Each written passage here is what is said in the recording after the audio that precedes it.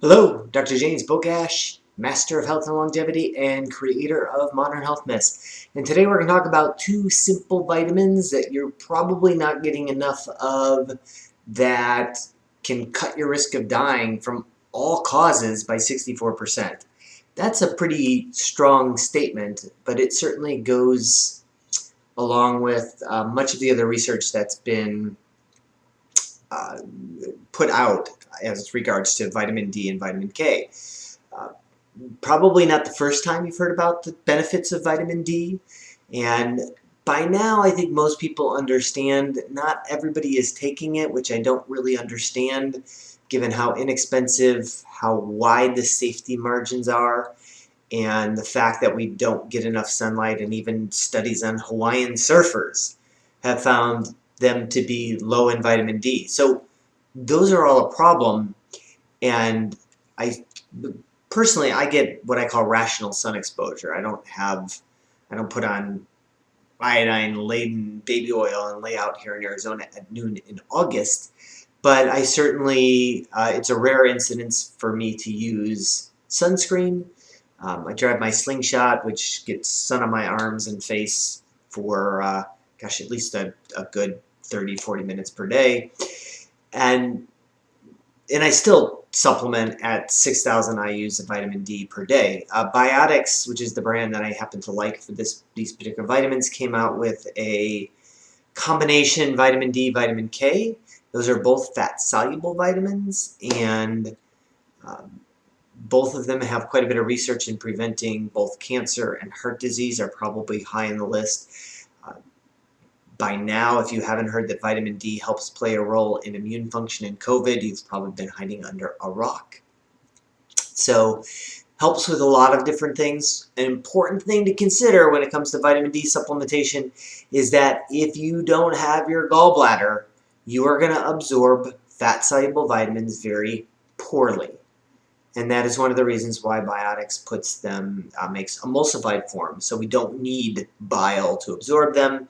So if you have your gallbladder out, this is absolutely the only form you need to, or you should be taking, is an emulsified form of DK.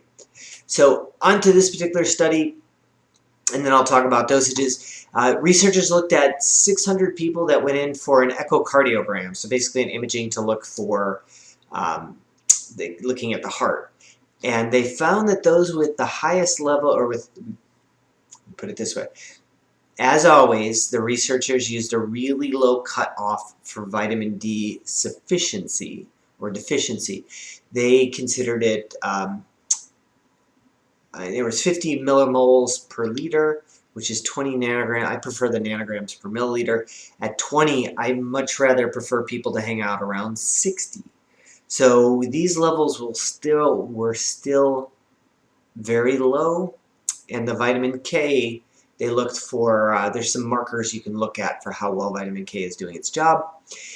And so we're looking at baseline levels, and even despite that, the people with had sufficient levels of, with low compared to high, the people with low had greater left ventricular thickness. So in other words, their heart, the pumping side of the heart was not working as well. It was starting to thicken. So if you look at things like congestive heart failure, those are the downside of too much left ventricular hypertrophy.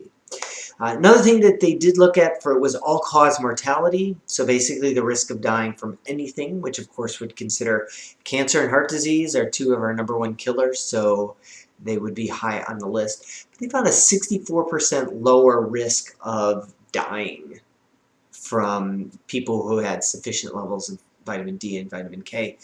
We're talking about, let's see, Biotics.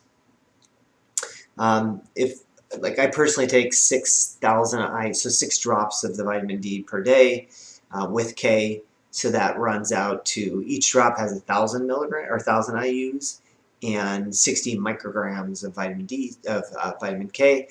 So for $30, that will last you about 4 or 5 months. You're looking about maybe $100 a year.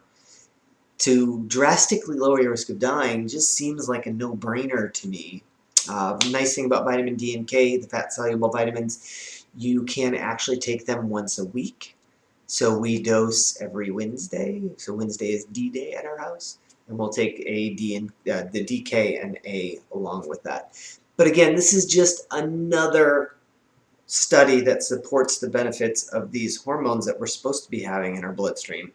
And for reasons of lifestyle, air pollution, sunscreen, we don't have enough, and supplementation makes sense. So as always, I will post a link to this particular study in the comments section. Make sure you share this video with somebody who is still hiding in a cave and hasn't seen sunshine in 8 months. And like this video and subscribe to the channel.